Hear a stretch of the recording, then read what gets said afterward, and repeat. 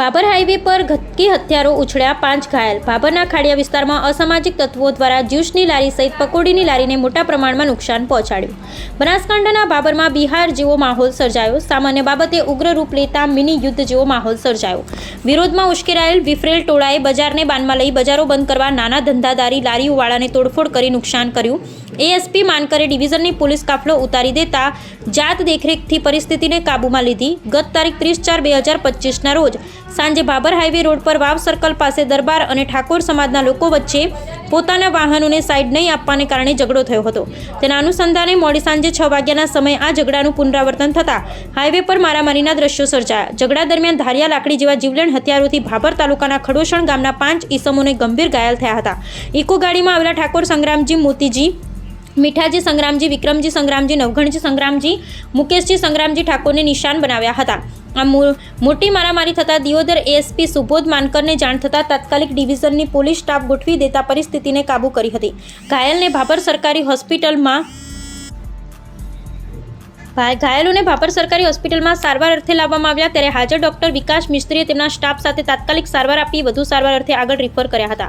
આમાં ઘટનાને લઈ ઠાકોર સમાજમાં આક્રોશ ફેલાતા આસપાસના ગામોમાંથી સેંકડો ઠાકોર સમાજના યુવાનો અને આગેવાનો ભાભર ખાતે લોકનિકેતનમાં એકઠા થયા હતા અને ભાભર શહેરને બાનમાં લઈ બળપૂર્વક બજારો બંધ કરાવી અને લારી ગલ્લાવાળાને મોટા પ્રમાણમાં નુકસાન પહોંચાડવામાં આવ્યું હતું. ક્યાંક સામાન્ય નાની મોટી ઈજા પણ થઈ. આ બાબતે બનાસકાંઠા સાંસદ જ્ઞાનીબેન ઠાકોરે કાયદો વ્યવસ્થા નહીં ડહોળવા અને શાંતિ જાળવવા માટે અપીલ કરી હતી. જ્યારે એએસપી સુબોધ માનકરે જણાવ્યું હતું કે કાયદો વ્યવસ્થાને અસર કરનારને બક્ષવામાં નહીં આવે તેવું પણ જણાવેલ.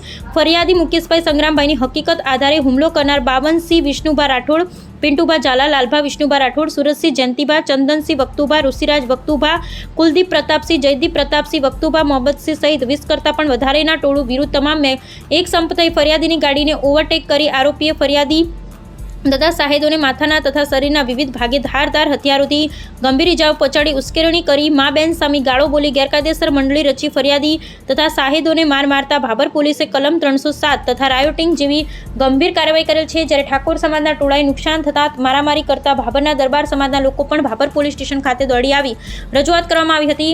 દરબાર સમાજના આગેવાન બલુભા રાઠોડે ઠાકોર સમાજ કોમવાદ કરી ગેરવર્તન કરતા નારાજગી વ્યક્ત કરી.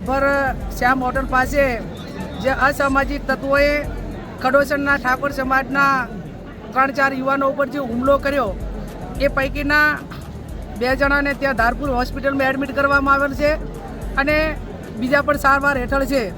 કોઈ પણ ગુના સિવાય નિર્ભય રીતે ખુલ્લેઆમ ધારિયા હથિયારોથી જે એમના ઉપર હુમલો કરવામાં આવ્યો અને આ વિસ્તારમાં ભાભર સિટીનું અને આજુબાજુનું વાતાવરણ ડોળીને અસામાજિક તત્વોએ પોતાનો મનસૂબો અને પોતાની દાદાગીરી એ બહાર લાવવા માટેના જે પ્રયત્નો કર્યા છે એને વખોડી કાઢીએ છીએ. અમારી પોલીસ પાસે એક જ માગણી છે, સમગ્ર ઠાકોર સમાજના યુવાનો, ધારાસભ્યશ્રી છે, અમે બધા આગેવાનો છીએ. અમારી પોલીસ પાસે 2-3 બાબતની આ ભાભરના શહેરની સુરક્ષા માટેની માગણી છે. માગણીમાં મુદ્દા નંબર 1 કે આ અસામાજિક તત્વો એ તમામ દારૂનો ધંધો કરે, જુગારનો ધંધો કરે, ગાડીઓના હપ્તા ઉઘરાવવાનો ધંધો કરે, વેપારીઓ પાસે ખંડણી ઉઘરાવવાનું કામ કરે.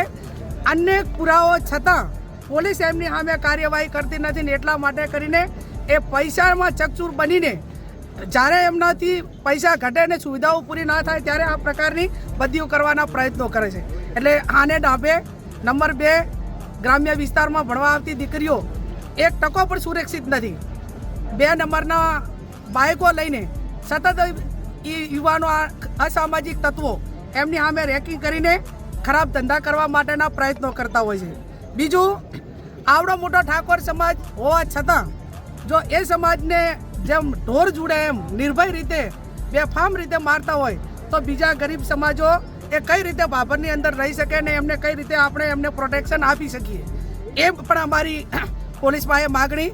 બીજું કે આ ઘટના બની એ ટાઈમે ભાભર ટાઉનની પોલીસ અહીંયા હાજર હશે એને પોઈન્ટ આપેલો છે તો પોલીસે પોતાની જે જવાબદારી છે એ શા માટે કાર્યવાહી ન કરી?